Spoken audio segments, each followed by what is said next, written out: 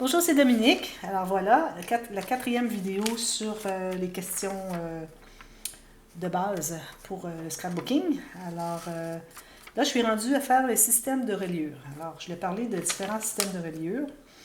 Alors, j'en ai créé quelques-uns. J'ai été inspirée souvent de personnes qui en avaient déjà publié sur Internet, mais j'ai changé un peu. J'ai ajouté des goussets surtout.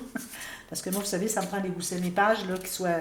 Quand on tourne les pages, que c'est droit comme ça, c'est terminé, ça. Alors, au moment où je faisais les albums, au début, moi, c'était comme ça, qui était droite. C'est-à-dire qu'il était collé, la page était collée jusqu'à la tranche, peut-être en laissant 1 mm. Mais quand on tournait les pages, ça restait tout droit comme ça. C'était difficile à plier.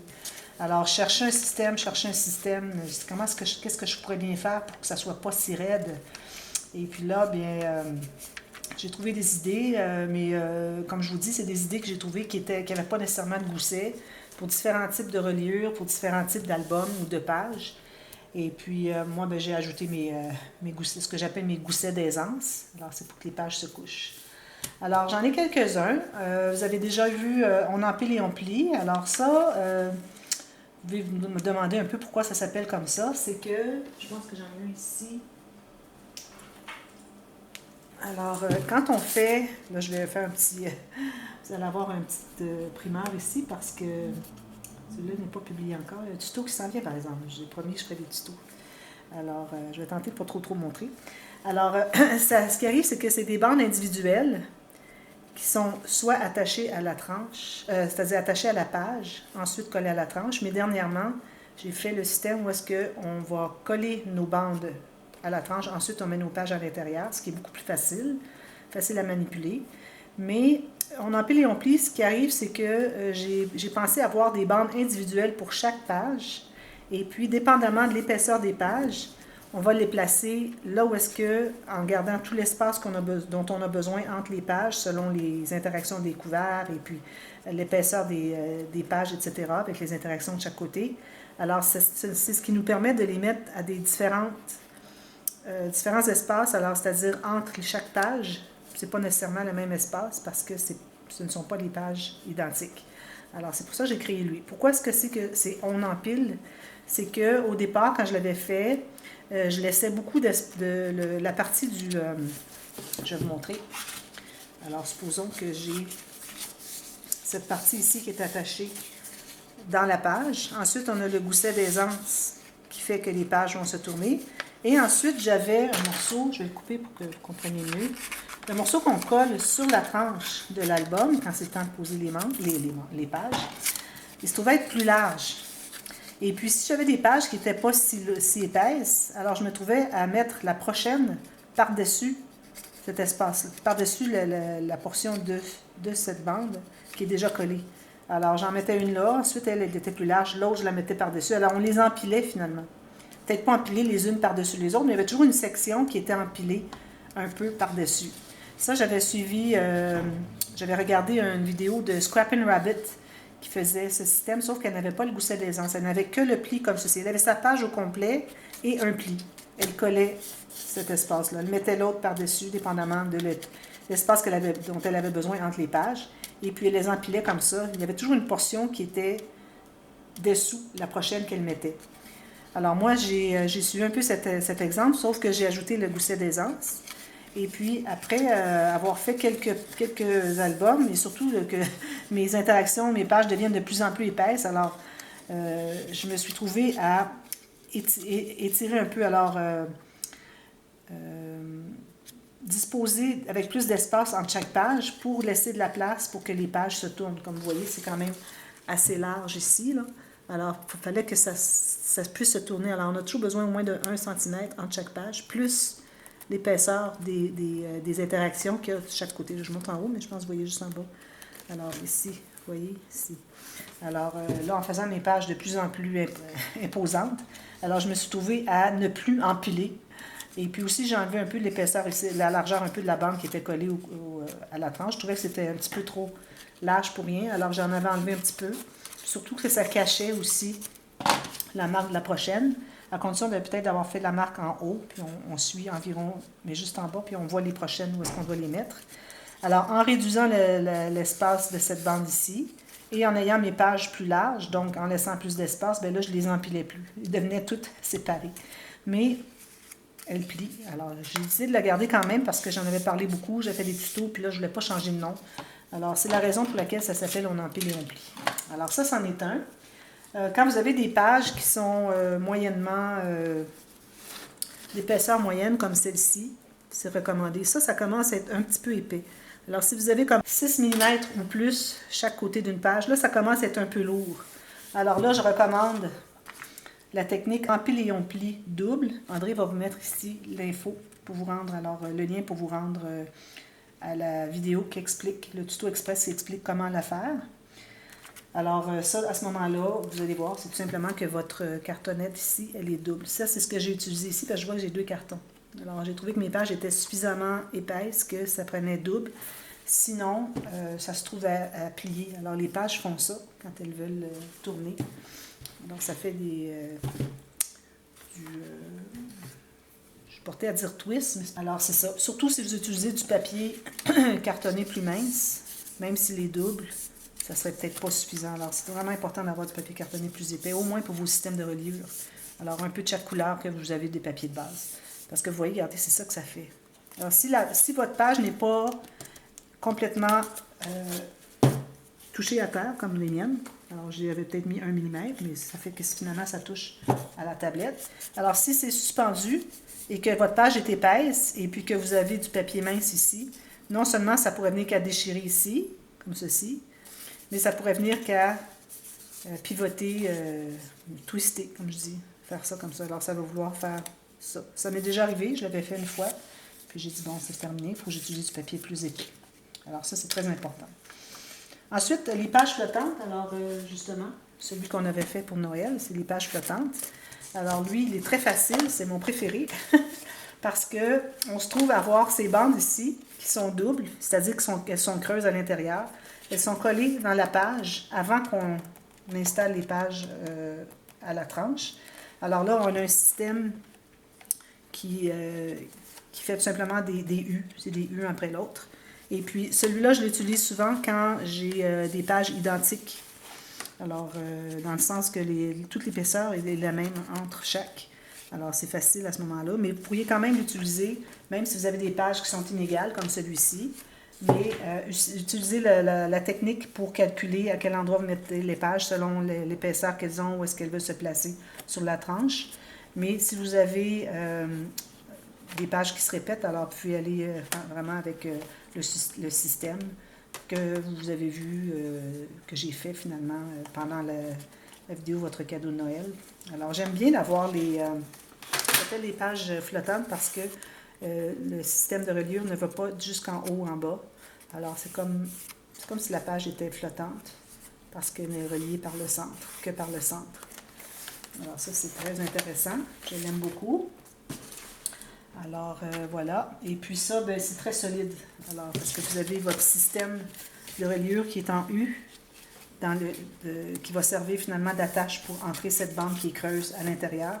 Alors, ça vous permet d'avoir quelque chose de très solide. Si vous avez des pages épaisses ou lourdes, c'est parfait. Alors ça, je dis que ce système-là pourrait aller à n'importe quel genre de page d'épaisseur, d'espace entre et tout ça. Ça fait pour tout.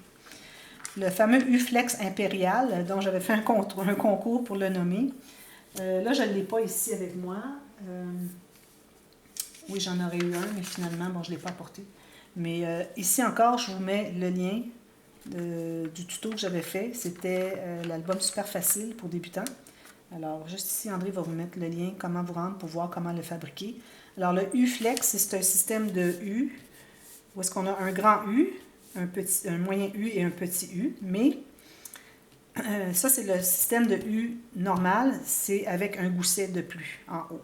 Alors, vous avez déjà fait les 3 U, mais moi, j'ajoute un petit espace d'environ 6 mm qui plie sur chaque pointe de toutes les barres du U, qui fait que mes pages vont se plier. Au lieu de coller la page jusqu'au fond du U, on ne le colle que sur la portion qui plie comme ceci. Et puis, toute notre page peut plier. Alors, ça fait que c'est beaucoup plus flexible. Alors, ça va pour un nombre pair de pages. mais le U flex impérial, c'est pour un nombre impair de pages. Un peu comme celui-ci. Finalement, j'aurais pu utiliser le U flex impérial, mais j'avais envie d'utiliser des pages flottantes. Alors, c'est le système de U avec le gousset intégré, c'est-à-dire avec une section de 6 mm dans le haut de chaque haut de U. Et puis, vous avez les deux grands U. Vous avez un espace ici avec juste une attache. Donc, on a un nombre impair. Alors, l'attache, elle est double.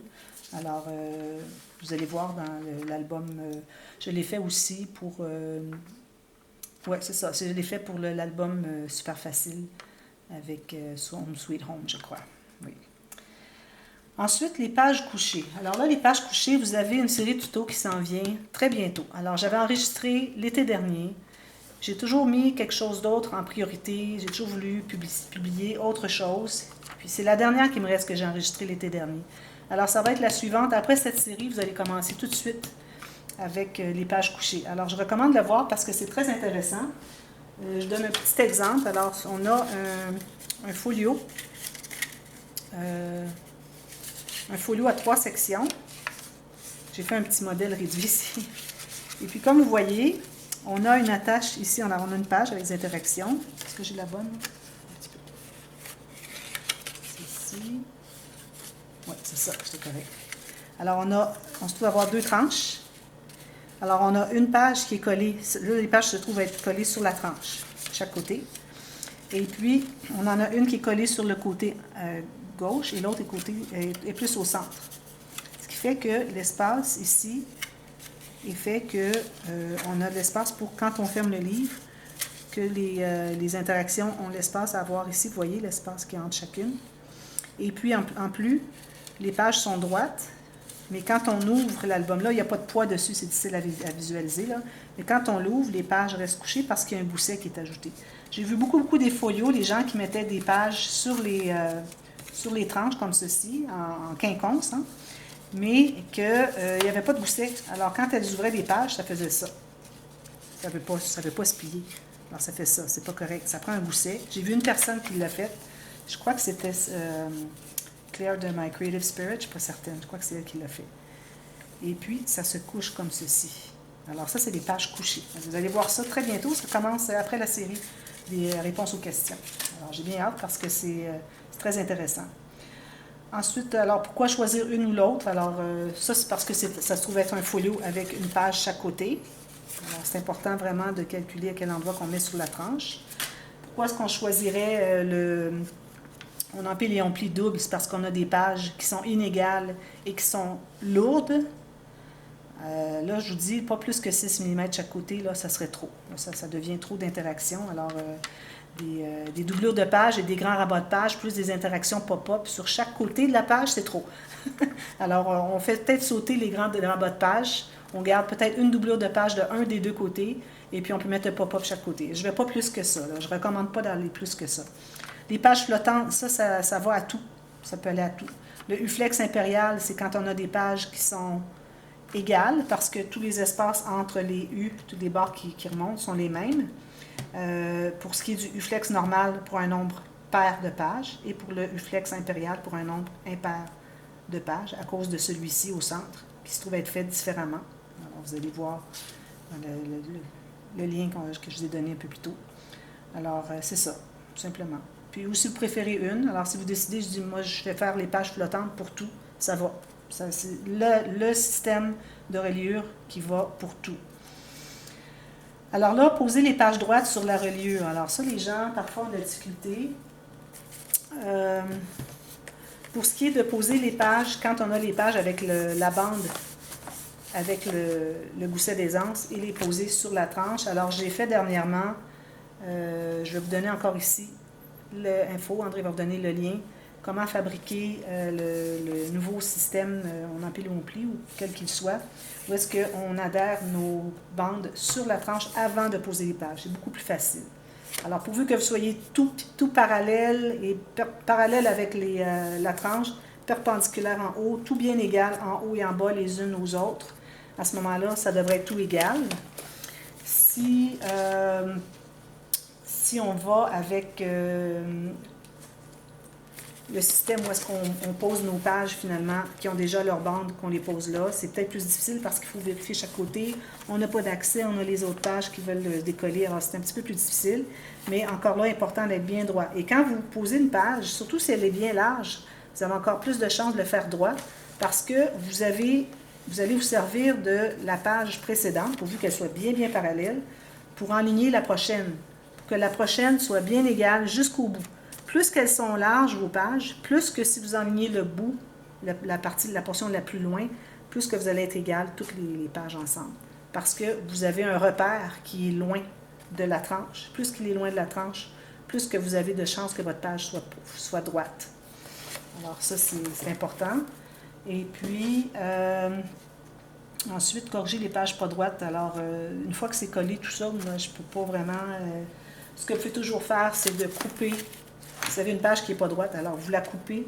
Alors, assurez-vous que c'est bien droit avant de mater le fond, parce qu'une fois que c'est maté, le fond, là, c'est difficile à réparer, parce qu'on doit s'agripper, là. Alors, vous coupez votre page, quelle qu'elle soit, avec la reliure. Vous refaites une autre bande, et puis vous tentez d'aller la reposer droite, là. Je ne pourrais pas vous dire grand-chose de plus que ça, parce qu'il faut vraiment s'assurer que ce soit bien droit avant de dire, bon, je le laisse aller, je laisse coller. Il faut vraiment s'assurer que ce soit bien droit. Si jamais vous avez des pages qui dépassent, qu'il y en a une qui est plus longue, ça m'est déjà arrivé une fois qu'il était trop long, plus long que le couvert finalement, j'avais ajouté une dentelle sur le couvert, alors ça allait chercher une largeur de plus qui comblait ce que c'est qui dépassait des pages. Mais si jamais vous avez des pages qui sont plus longues, peut-être toutes leur poser une dentelle sur le côté, si c'est possible. Et puis là, ça va comme dissimuler le fait qu'il y en a une qui est peut-être un peu trop longue. Mais sinon, si c'est juste 1 millimètre ou 2, je dis que peut-être que vous pouvez le laisser. C'est quand même un humain qui a fait ça, là. C'est pas une machine, là. On accepte un petit peu l'erreur humaine, puis c'est correct. C'est bien accepté. Bon, là, j'aurai un accordéon à faire pour vous montrer. Est-ce que j'ai le temps? Oui, 10 minutes, tout presque. Bon, dernièrement, comment est-ce qu'on fait l'accordéon pour que ça soit tout bien droit? Alors, je vais prendre ma planche à tracer les lignes de pliure. Alors là, c'est important d'avoir votre morceau qui va servir à l'accordéon. Alors, c'est la reliure accordéon. Je ne l'ai pas vraiment faite. J'ai fait une fois quand j'avais fait un pop-up avec les cartes qui se croisent comme ceci. Dans l'album pop-up, vous allez le voir. Alors, c'est important d'avoir un morceau qui est suffisamment long parce qu'il faut calculer tous les espaces. Là, ça va être plié. Alors, il faut qu'il y en ait beaucoup. Alors, assurez-vous que vous soyez bien carré ici. D'ailleurs, une chose que je voudrais vous dire, quand vous allez couper un morceau, si vous n'êtes pas certaine qu'une fois qu'il est coupé, qu'il est bien droit, alors vous pouvez vous servir du coin ici que vous avez de votre planche à rainure, et puis vous mettez un côté bien droit. Si vous voyez qu'il colle tout le long ici, ça veut dire que c'est droit. Faites la même chose de l'autre côté. Voyez-vous ici, lui, il n'est pas tout à fait, là, je l'ai coupé à l'œil comme ceci, là. Lui, il ne touche pas ici. Ça veut dire qu'il est un peu plus long ici qu'ici, parce qu'il ne touche pas ici, mais il touche là. Vous pouvez faire la même chose, tous les coins. Puis là, à ce moment-là, vous pouvez corriger. Alors, quand vous dites, ben là, je ne sais pas c'est où il faut que je coupe, parce que je sais qu'il n'est pas droit, mais je n'arrive pas à savoir combien il faut que je coupe et où je dois couper. Alors, c'est la meilleure façon de savoir. Alors, moi, en regardant ici, je me dirais, bon, ici, il est plus bas, il ne touche pas. Ici, il touche, donc il faudrait que j'enlève un tout petit peu ici. Peut-être à partir d'ici, pas à partir du coin, parce que lui, on veut l'amener on va amener toute la ligne à cette longueur-là. Donc peut-être à partir du tiers. Puis j'enlève une fine ligne lanière, et puis là, je vais aller voir. Puis là, si c'est corrigé, c'est bien. Si vous n'êtes pas certaine, bien, vous poussez ici. Si vous voyez que c'est ici qu'il manque un coin, ça veut dire qu'il n'est vraiment pas droit. Alors là, vous allez vérifier si lui, il est droit. Si lui, il est droit, ça veut dire que c'est lui qui n'est pas droit. Est-ce que vous avez des questions là-dessus? Dites-le moi. Je vous referai une autre vidéo là-dessus. C'est juste quelque chose qui me vient de me donner l'idée. Bon, alors là, je vais faire un accordéon. Je vais faire un modèle réduit encore. Alors, je vais faire 6 mm pour chaque, parce que je vais en avoir plusieurs pour vous montrer comment est-ce qu'on doit plier. Premièrement, pour rainure, il faut qu'elle soit bien profonde. Oui, tout bien égal, bien important. Alors là, ce que vous allez faire, vous allez plier comme ceci. Vous allez plier comme ceci. Alors, on plie en accordéon. Alors, je vais plier tout. Et ce que je vais faire, c'est que au bout de 4 ou 5 plis, là, je vais vérifier sur le côté si c'est bien droit. Alors, peut-être que ça serait... Là, il est bien droit. Regardez, lui, il n'est peut-être pas droit. Regardez, il va comme en biais. Alors, il faut comme tout de suite l'arranger avant qu'on soit rendu plus loin. Alors, on y va au fur et à mesure. On va le placer à sa place. Il faut que ce soit bien droit, ici et ici.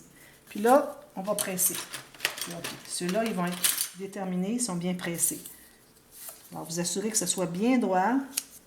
Vous pouvez le pousser, regardez, vous pouvez le bouger, là. Regardez comment est-ce que je peux le bouger. Si je trouve qu'il va trop ce côté-là, je vais aller ce côté-là. Si je trouve qu'il va trop ce côté-là, je vais aller ce côté-là. Idéalement, que ce soit bien droit, et là, je vais presser. Alors là, il est bien droit. Là, je continue. Je continue comme ceci. Ceci. Moi, j'en ai jamais fait, là, comme je vous dis. Alors là, vous allez continuer. Alors, vous allez tout déplier. Peut-être en plier quelques-uns de plus. J'ai presque terminé, de toute façon. Bon. Alors ici, ça me paraît bien droit ici et ici. Tout bien perpendiculaire. Mes petites lignes ici sont bien perpendiculaires. Alors, je vais le presser un peu juste ici, juste pour m'assurer que c'est bien droit. De l'autre côté, je vais aller vérifier. Alors, lui, regardez qu'est-ce qu'il fait là. Alors, lui, il a tendance à aller vers la droite. Alors, je vais le corriger, comme ceci. M'assurer qu'il est bien droit. Puis là, je vais aller presser. Là, je travaille en modèle réduit, c'est plus difficile, là. Puis là, je vais presser entre les deux. Alors là, vous vérifiez si c'est bien droit. Si vous voyez qu'il y a quelque chose qui n'est pas vraiment droit, vous pouvez aller le repousser et le redresser. Vous le tenez bien serré et puis vous allez aller le repousser. Pratiquez-vous avec des chutes. Alors là, il est droit. Lui, il est droit. Donc, en principe, mon accordéon serait droit. Là, quand il arrive le temps de coller vos pages, alors vous commencez par une à l'extrémité. Vous allez la coller ici, bien droite. Alors là, je vous recommande de vous servir si vous avez un tapis comme ceci, bien enligné sur le long de la ligne. Et là, vous allez avoir collé votre accordéon sur votre tranche. Hein. Alors, bien parallèle. Vous mesurez exactement là où est-ce que vous devez le poser sur votre tranche. Ça devrait bien aller pour le mettre bien droit. Ensuite, vous allez coller la première feuille ici. Vous assurez d'être bien droit encore. Ensuite, la prochaine, vous allez la coller par-dessus. Alors, ce que je vais faire, moi, je vais la mettre comme ceci, bien droite. Alors là, vous allez la coller ici, puis vous allez vous assurer, comme on a fait tout à l'heure, que c'est bien égal ici. Comme quand on colle les cartes sur une cascade interactive. Alors, si c'est droit ici, égal avec l'autre page dessous, et ici aussi, ça veut dire que c'est bien droit. Alors, vous sécurisez. Ensuite, vous continuez avec la prochaine. Vous arrivez comme ceci. Là, c'est parce que je ne les ai pas collés, hein? Alors, vous arrivez comme ceci. Alors, supposons que celle-là est là.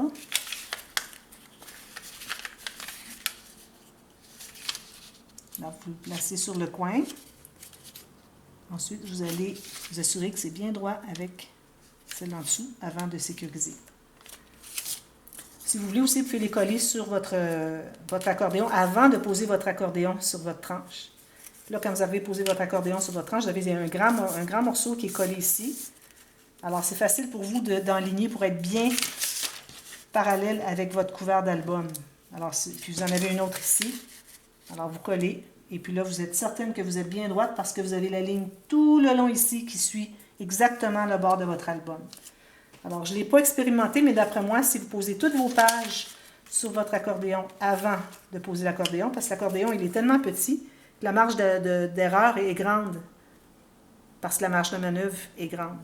Alors, à ce moment-là, c'est plus facile de coller. Si vous avez votre base qui est mal collée au départ, tout le reste va être pas droit. Alors, collez une à la fois, toujours bien enlignée par-dessus la prochaine. Toujours comme ceci.